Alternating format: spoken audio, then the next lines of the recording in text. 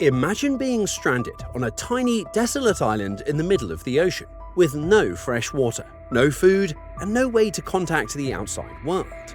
Now imagine that on this island, the person in charge is not just a leader, but a ruthless psychopath with a taste for blood and power. What started as a quest for survival quickly spiraled into a terrifying nightmare that left over 200 people dead in the most horrific ways imaginable. Today's story is about a Dutch cargo ship, the Batavia, that ran aground near the end of the world in 1629. What happened next is so dark and disturbing that it has been remembered for centuries. By the end of this story, you will not believe what this tyrant did to his fellow castaways. It was a warm June night in 1629, when the Dutch cargo ship Batavia was sailing smoothly under a full moon. The ship was on its way to the Dutch Indies, a long voyage from Holland that had already taken 211 days.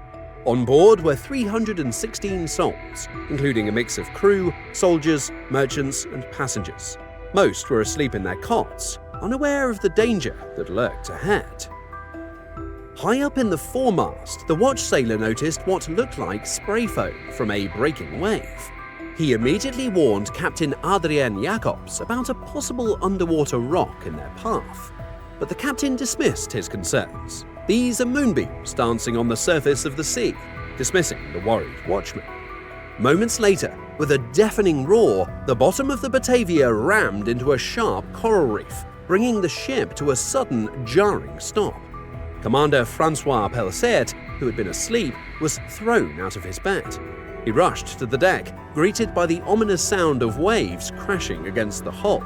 "Captain, what have you done?" Pellissier roared, but there was no time for answers. The Batavia was hopelessly stuck, more than 3,500 kilometers from the nearest port, carrying a cargo of gold, silver, and precious stones that now seemed utterly useless. As dawn broke on June the 4th, it was clear the Batavia would not be freed from the reef. High waves battered the hull, which groaned under the pressure. Panic spread among the passengers and crew. Amidst the chaos, Commander Pellissier made a difficult decision. The ship had to be abandoned. Women, children, and the sick were the first to be evacuated to a small coral island in the 𝐜𝐴𝐵𝐿 archipelago, just 1,500 meters away. The scene was chaotic. People fought for places in the lifeboats. Screams filled the air. Mothers were separated from their children and men from their wives. By evening, most of the 300 people on board had left the Batavia, but about 70 men decided to stay. Among them, Jeronimus Cornelitz. Cornelitz, a recently hired merchant for the Dutch East India Company, had sinister plans. Since going bankrupt at home in Holland, he had been plotting in the weeks leading up to the shipwreck, persuading other sailors to start a mutiny to hijack the ship with its valuable cargo. The unexpected shipwreck was a major setback to his scheme. As the highest-ranking officer left on the ship, Cornelitz gathered his conspirators and began to devise a new plan. Little did anyone know this was just the beginning of a months-long nightmare. The island where the survivors found themselves stranded was a barren, god-forsaken patch of land. There was no fresh water, no food, and no shelter, so they called it the Batavia's graveyard. Just 24 hours after the first seafarers arrived on the island, they ran out of drinking water.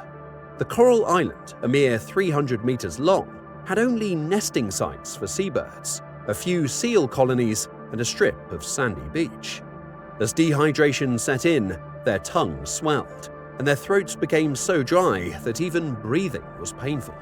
Within days, 30 of the weakest succumbed to either lack of water or desperation from drinking seawater. In desperation, the commander, Captain Jacobs, and 50 others decided to set out in a longboat to find help. They sailed 60 kilometers to the coast of present-day Western Australia, but finding no water there either, they made the bold decision to row 3,500 kilometers to the Dutch Indies for help. Shortly after their departure, the waves broke the ship into pieces, with Jeronimus and his crew of 70 sailors still on board. Only 30 of them managed to reach the land, among them Jeronimus, clinging to the remains of the ship. He was greeted like a savior by the other survivors on the island. Little did they know that a diabolical plan had begun to germinate in Geronimus's head, and that it would have been better for everyone if the sea had swallowed him. First, however, things took a turn for the better. After days of relentless drought, a torrential downpour finally drenched the island, filling every empty barrel with life-saving water. A successful hunt brought in seals and birds, solving the immediate food crisis. Meanwhile, Geronimus began recruiting a private army. Commander 𝐵𝐿𝐶𝐬's departure had left many bitter, and 40 men agreed to serve Geronimus. He began wearing Commander 𝐵𝐿𝐶𝐬's silk stockings, black plumed hat, and red uniform cape, and persuaded all the seafarers to swear allegiance and acknowledge Geronimus Cornelitz as captain-in-chief. From the sails of the Batavia, he had palatial tents built. Having subjected the islanders to his will, he confiscated their firearms, swords, and knives. He then ordered his subordinates to build driftwood rafts. While everyone was busy building watercraft, Geronimus put the finishing touches on his insidious plan. As soon as the rescue ship sent by 𝐵𝐿𝐶𝐬 appeared in sight, he planned to capture the vessel with his men and turn it into a pirate ship. First, however, those fellow seafarers who could prevent the implementation of his plan had to be eliminated. "Only 45 men should be left alive, or even less," he told his fellow conspirators. Geronimus wanted to divide, rule, and kill, and 2 weeks after the shipwreck, he began to implement the first part of his plan. A group of soldiers was on board the Batavia. He feared they might thwart his plan.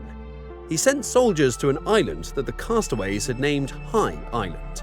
"Look for water, and when you find it, signal with smoke, and we'll come after you in a boat," promised Geronimus. His men had actually already surveyed the island and knew perfectly well that there was not a drop of water to be found there. Similarly, he sent one large group of castaways to Traitor Island and another to Seal Island.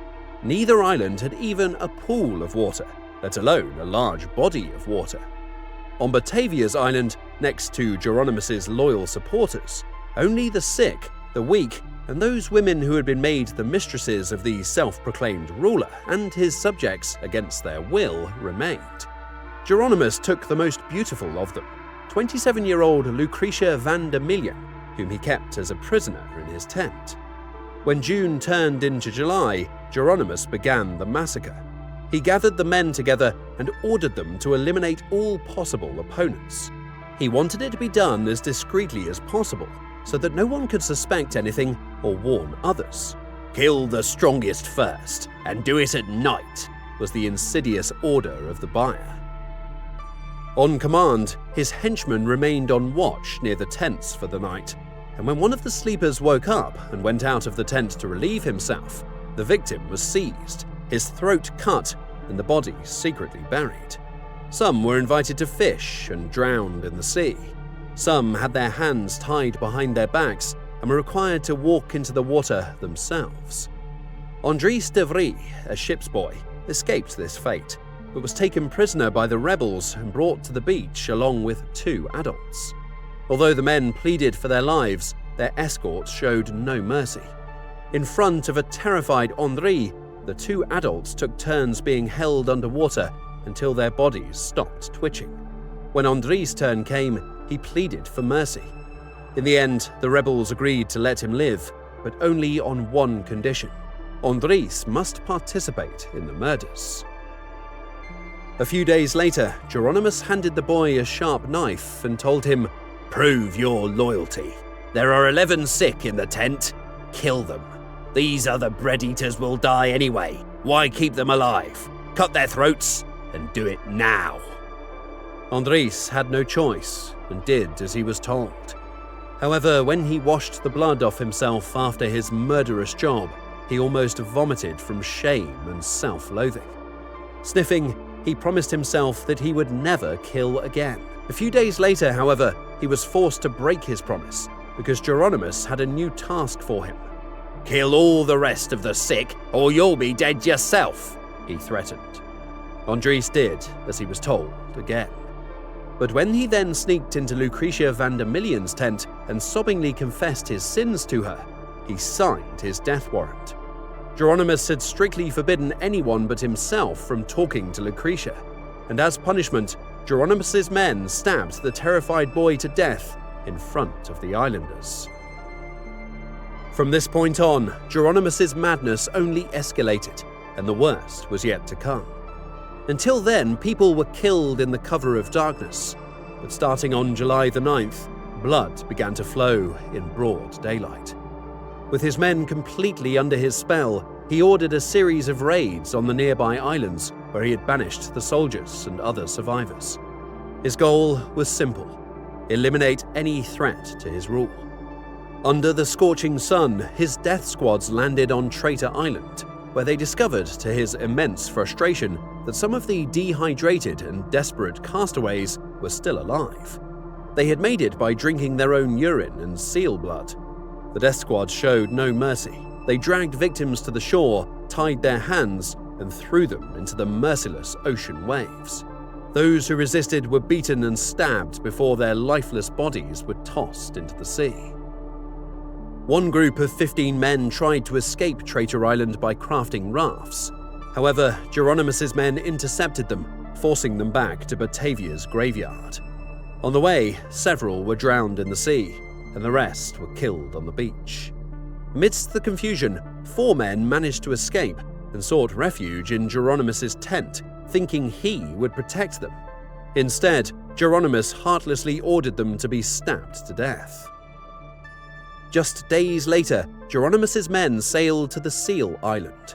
There they killed 18 of the 45 people on the island, mostly women, children, and shipboys. By now, everyone on Batavia's graveyard was aware of the killings, but had nowhere to run. They could only hope for mercy from a man who had none. On July the 21st, Geronimus's madness reached a chilling peak. He invited priest 𝐃𝐨𝐧'𝐵𝐴 and his 21-year-old daughter Judith to dinner in his tent. As they dined, 7 of Geronimus's men burst into the priest's tent, where his wife, servant girl, and 6 other children were staying. They carried out a brutal massacre, using axes to crush their skulls, sending blood spraying in every direction. In the chaos, the youngest child, 8-year-old Roland, managed to escape, but was quickly caught and killed with a single axe blow that split his skull. His body was tossed into a mass grave alongside his siblings and the bodies of his mother and the servant girl. By late July, the killings began to decrease. Most of those Geronimus wanted dead had already been brutally slaughtered. However, the murderers had developed a grisly addiction to the bloodshed. To satisfy their macabre cravings, they started choosing random victims from the remaining survivors, who now lived in constant terror. "Just kill that carpenter. The lazy dog deserves it," Geronimus would casually instruct one of his henchmen. He continually tested the loyalty of his co-conspirators. One day he handed his sword to a young man and said, "Check if it's sharp enough to cut a throat." Another time they ordered a young boy to sit down and blindfolded him. As the designated killer readied himself, the self-proclaimed king comforted the trembling victim, saying, "Relax, it's just a game." A second later, the sword sliced through the air and the victim's neck. The severed head fell and began rolling like a ball. This gruesome spectacle made Geronimus shout with glee, while 18-year-old cabin boy Jan Pelgrim sobbed in frustration. For days, Pelgrim had begged Geronimus for permission to kill someone. Now, once again denied the chance to indulge his darkest desires, tears of disappointment streamed down his face. The absolute power over life and death had driven the murderers mad. While Geronimus and his men amused themselves by killing people in the cemetery of Batavia, they had a serious concern. 50 soldiers, who Geronimus had left to die on the desert-dry High Island, were still alive. Led by 21-year-old Private V.B. Hayes, these soldiers had escaped to a neighboring island, where they found plenty of water and food, thanks to the presence of mini kangaroos called wallabies. News of Geronimus's atrocities soon reached Hayes and his men. so they began preparing for a potential attack. Although Geronimus had confiscated their weapons, the soldiers crafted clubs from driftwood and metal rods salvaged from the Batavia. They built a small fort from rocks, broken coral and mud, readying themselves for the impending assault from Geronimus's bloodthirsty gang. Aware of this growing threat, Geronimus grew desperate. He feared that the soldiers would alert the rescue ship, which he believed should arrive shortly. Determined to eliminate them, he sent his men to attack 𝐵𝐵𝐻𝐸's fort twice, but both times they were repelled by soldiers standing their ground, knee-deep in water. Realizing brute force wouldn't work, Geronimus decided to use cunning instead. On September the 2nd, Geronimus and 5 men sailed towards 𝐵𝐵𝐻𝐸's island, bringing with them 2 boats filled with gold coins, precious stones, articles of clothing, woolen blankets, and wine barrels. Geronimus planned to buy off his opponents, hoping they would lower their guard and fall into his ambush. "We wish you no harm," he told 𝐻𝐸. "Those we killed were rascals who got what they deserved." But 𝐻𝐸's wasn't fooled. He had set a trap. As Geronimus landed and began his deceitful speech, 𝐻𝐸 signaled to his men, who were hiding nearby. Before Geronimus could react, he was overpowered, and 4 of his men were killed on the spot. Only one, 𝐻𝐸𝐿𝐵𝐿, managed to escape. With Geronimus captured, the rebels, now leaderless, gathered under 𝐻𝐸𝐿𝐵𝐿's command. Their luck, however, had run out. On September the 17th, as they launched a final desperate attack on 𝐵𝐵𝐻𝐸's island, a miracle occurred. Commander Pelseart's rescue ship, the 𝐼𝐸𝐵𝐿, appeared on the horizon.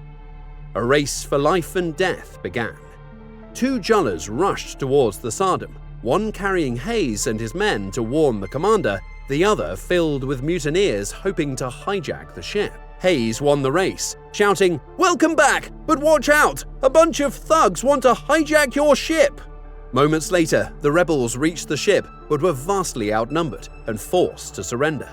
As Pelseart heard the horrific stories of sadism, rape, and mass murder by the rebels, he found it hard to believe.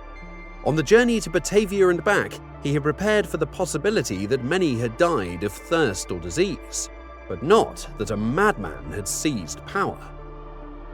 That evening, Geronimus was brought to 𝐼𝐸𝐵𝐿, where Pelseart interrogated him. "How could you give in to Satan and renounce all human feelings to satisfy your bloodlust?" he demanded. "No one has the right to condemn me. It wasn't my fault," Geronimus retorted coldly. For days, Pelseart interrogated the survivors, recording their testimonies about the crimes. On September the 28th, he announced his decision. "I have decided to cut off both hands of Geronimus Cornelitz and then hang him." 4 days later, Geronimus and 6 of his co-conspirators were brought to the gallows. Before the noose was placed around their necks, their hands were cut off. Geronimus lost both hands, while the others lost only their right hand. Priest Gisbert Bastians, whose wife and 6 children were among the victims, followed them to the gallows, hoping they would repent. Most did, but Geronimus remained defiant to the end. His last word was, "Revenge." With the 7 hanged rebels, the death toll in the 𝐜𝐡𝐚𝐬𝐵𝐻𝐸 archipelago rose to 198. Only a third of those who had boarded the Batavia in the Netherlands survived. Nearly 400 years later, the gruesome events on these islands continue to haunt history, as archaeologists still uncover traces of the murders committed in this terrifying chapter of maritime history. This harrowing journey was a stark reminder that sometimes surviving the initial catastrophe is just the beginning of the nightmare. If this story captivated you, please give this video a thumbs up and don't forget to subscribe and hit that notification bell so you never miss an episode of the most unbelievable true stories from history and beyond. If you have any thoughts on today's story or suggestions for future topics, drop a comment below. Stay safe and stay curious. Until next time.